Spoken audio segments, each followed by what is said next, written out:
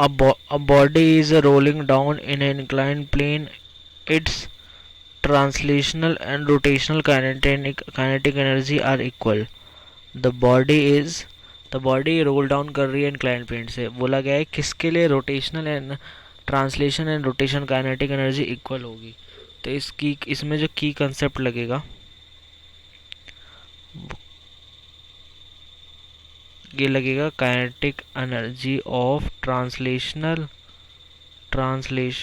And rotational motion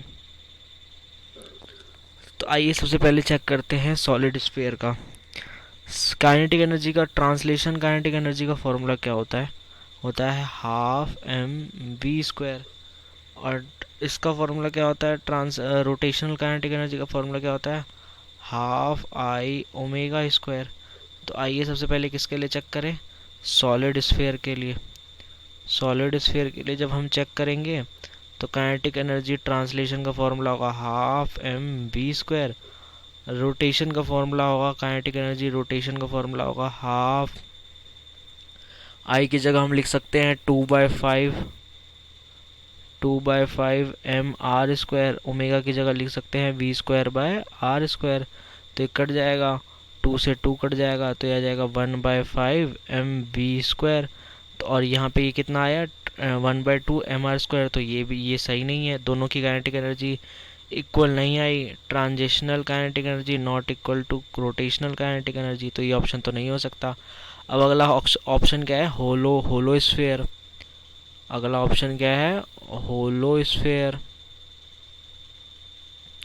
तो होलो sphere में देखते हैं. होलो स्फीयर में काइनेटिक एनर्जी ट्रांसलेशन कितनी होगी half M V square.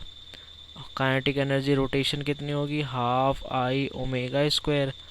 I कितना होता है रोटेशन होलो स्फीयर में half into 2/3 M R square. Omega को हम लिख सकते हैं V square by R square. R से आर कैंसिल 2 से 2 कैंसिल तो हो जाएगा 1/3 एम वी स्क्वायर.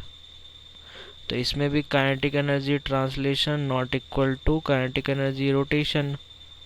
ये भी सेम नहीं होगा. आइए थर्ड चेक करते हैं. थर्ड में क्या है थर्ड में है सॉलिड सिलेंडर. सॉलिड सिलेंडर का काइनेटिक एनर्जी ट्रांसलेशन का फॉर्मूला वही half M V square. Kinetic energy rotation का formula half I omega square. Half omega की वैल्यू आई की वैल्यू क्या होती है इसमें M R square by 2. Omega की वैल्यू होती है V square by R square. तो आर से आर ये हो जाएगा M R square by M V square by 4. तो ये भी इक्वल नहीं है kinetic energy translation.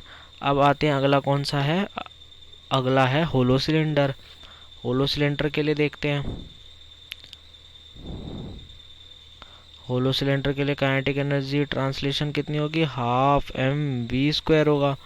Kinetic energy rotation कितनी होगी काइनेटिक एनर्जी रोटेशन होगी हाफ आई ओमेगा स्क्वायर होगा. आई कितना होता है होलो सिलेंडर के लिए एम आर स्क्वायर होता है. ओमेगा कितना होता है V square by R square होता है. आर से आर कैंसिल ये हो जाएगा हाफ एम वी स्क्वायर. तो ये भी इतनी आई ये भी same I. Kinetic energy translation plus kinetic energy rotation same आ गई. तो आंसर कितना होगा answer is hollow cylinder. Hope you understood it well. Best of luck.